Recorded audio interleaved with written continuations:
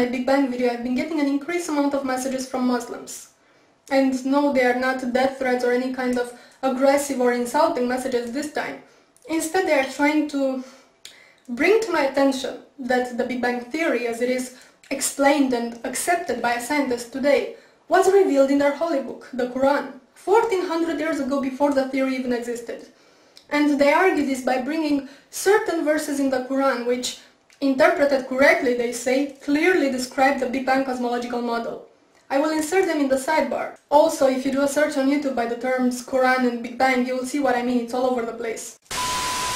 Now, I'm not gonna argue and dissect them simply because, well, one, my arguments would just basically say, yo, look, them verses have nothing to do with the Big Bang.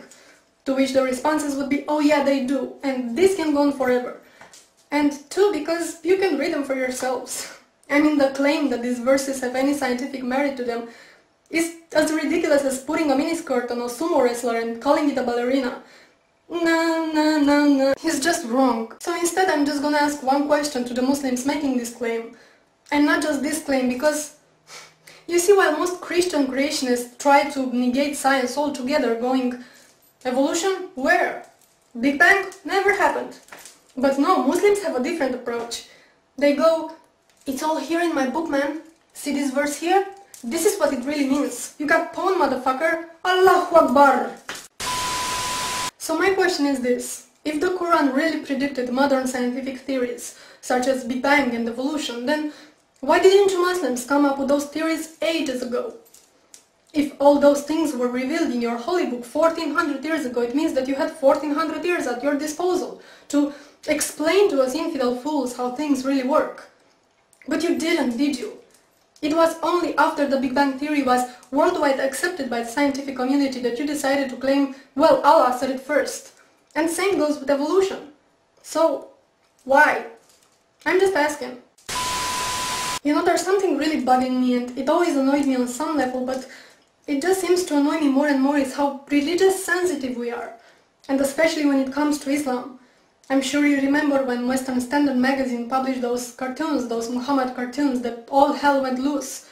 And the publisher of the magazine was interrogated by the Canadian Human Rights Committee because he disrespected this holy religion that doesn't even know the meaning of human rights. It's sadly ironic. And this wasn't an isolated case. The same thing happened to Maclean magazine, I think it was, in 2008. Or the movie Fitna, which got banned. And the filmmaker was prosecuted and investigated and banned from entering the UK. All this while he was under constant death threats from Muslim extremists who were offended that he portrayed Islam as being violent. Again, the irony. And what annoys me even more is the converts. The people who weren't indoctrinated into this religion from childhood, but grew up exposed to human rights values, for now to convert to Islam and come preach how wonderful and sciencey and peaceful it is.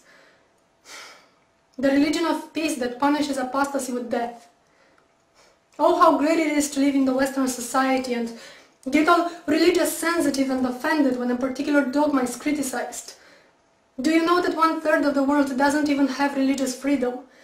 And it's not a coincidence that those countries are so populated, they account for almost 70% of the world population. Let me say this again.